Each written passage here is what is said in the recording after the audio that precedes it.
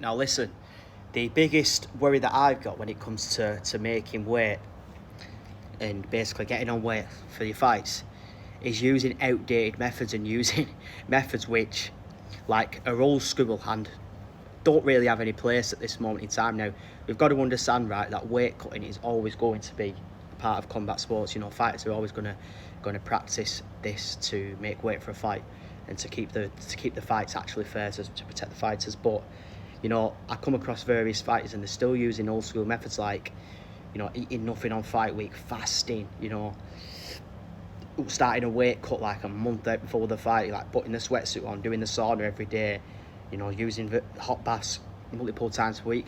And this is a huge problem because it's already draining you and it's already depleting your body way before the actual week of the fight. And the thing is, right, you've got your weight loss and then you've got your weight cut. So essentially your weight loss should come from, you know, the beginning of the campaign. You should be working out how much weight you've got to lose, and then what you do is you work out how much you need to lose, basically as much of that from body fat as you possibly can.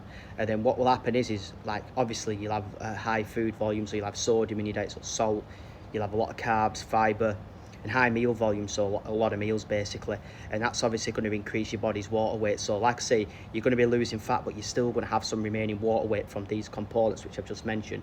But what's going to happen is around 2 weeks before the fight, that's when you're going to start manipulating your diet to remove that excess water. But you're going to do it slowly, so you know, you're going to start off with your carb depletion first 7 to 10 days before. Then when you get to the week of the fight, you're going to start by lowering your fibre at the start of the week, and you're going to lower your carbs even further. And then what you're going to do is you're going to take your sodium 2 days before, take your sodium out and your salt 2 days before the weigh-in actually happens. And you got to do it like this. Lower your meal volume as well, the weight of the foods.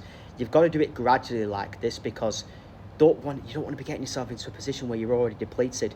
And when you've made these changes to diet, you don't actually want to start the weight cutting method, so the hot baths, the sauna, basically the dehydration methods, basically a day before the weigh-in, and if possible on the actual morning the weigh-in. And if you do this, it's going to make a massive difference. It's going to be a game changer for your energy levels. It's going to mean that you're only going to be dehydrated for this small period of time. So essentially what's going to happen is you're going to dehydrate your body, get rid of the excess water weight that you've got, and then you're going to go to the weigh-in, and then you could just quickly rehydrate. Well, not quickly, but you know, you can rehydrate and then refuel. But the most important thing is you've been in this depleted and dehydrated state for a small amount of time, and that's going to be a very key determinant in how you feel during your fights. And this is what I do with every single fighter I'm working with. We basically minimise that window for dehydration and sort of depletion of food. And I can guarantee you guys, listen, enough for me waffling on now. If you follow these methods that I've just given you in this video, you are going to feel energized, powerful and sharp during your next fight. And if you want some more information like this and you want some nutrition and diet tips for combat sports which are actually based on science and based on what I do with real life working fighters, don't forget to follow my page for more tips just like this one. Take care.